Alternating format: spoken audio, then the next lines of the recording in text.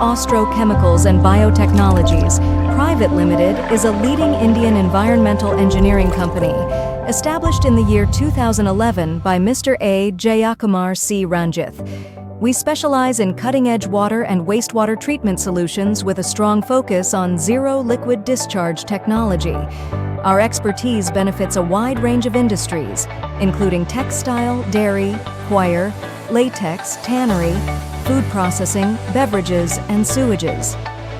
The Effluent starts from the process house where they dye different color onto the knitted gray fabrics for the required color. The Effluent first passes through the manual bar screen, which removes large debris like twigs and plastics, and rotary drum screen is the secondary fine screen which removes cotton fluffs, microfibers, and other large insoluble matters in the Effluent, which is then stored in the sedimentation collection tank before getting pumped to the effluent treatment plant.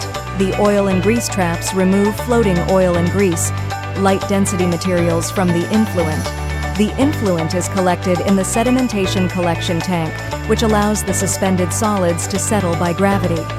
The temperature of the Effluent is reduced using cooling tower to prevent negative impacts on chemical and biological processes, as well as to increase the dissolved oxygen. The Effluent is then homogenized in the equalization tank, where the temperature is further reduced using coarse bubble diffusers and to make effluent homogenize.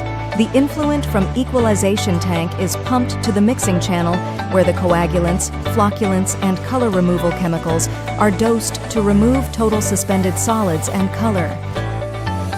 The coagulated matter is mixed in the flash mixer for optimal chemical distribution. The flocculated Effluent flows into the primary clarifier, where the chemical sludge settles in the bottom and is scraped to the conical center using the scraping mechanism.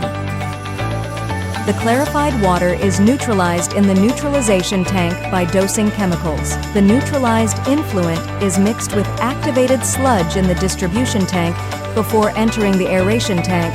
The Effluent then enters the aeration tank, where the microorganisms degrade organic pollutants with the help of fine bubble diffuser aeration. The biological process reduces over 80% of chemical oxygen demands and 90% of biological oxygen demands. The aerated effluent flows into the secondary clarifier, where the biological sludge settles and is scraped using the scraping mechanism. Half of the sludge is recycled back to the distribution tank. The clarified effluent flows into the flash mixer 2, where chemicals are dosed via an online dosing system. This intermediate effluent then enters the tertiary clarifier, which removes around 30% of chemical oxygen demand. The chemical and biological sludge is pumped to their respective tanks for sludge dewatering process. Dewatering equipment such as screw press and filter press are used for sludge decanting. The drain water is returned to the equalization tank, while the decanted sludge is transported using trucks and then disposed off. The clarified effluent from the tertiary clarifier is pumped to the pressure sand filter, which removes suspended particles below 100 microns by filtering water through a bed of sand and gravel. The water is then passed through the activated carbon filter, which removes impurities like chlorine, color, odor, and volatile organic compounds. The next step is microfiltration, which uses 0.1 to micron pore-sized membranes to nullify the turbidity and fine colloidal suspended solid matter. This acts as a pre-treatment to extend the RO membrane's life. The reverse osmosis is a process which uses high pressure to force water through the semi-permeable membrane, removing total dissolved solids and hardness. We have installed bag and cartridge filters to filter any foreign particles from the feed tanks. The high-pressure pump and booster pump boosts the incoming water pressure, ensuring efficient filtration. Flow meters, pressure gauges, and pH sensors provide valuable data for maintaining high water quality and monitoring system performance. The first RO stage achieves a product recovery rate of over 65%.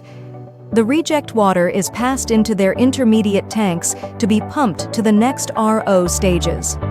The reject water is pumped to the second RO stage, which achieves a 50% recovery rate. The reject water from RO2 is pumped to the third RO stage, which achieves a 40% recovery rate. The reject water is then pumped to the fourth RO stage, recovering 30% of the water.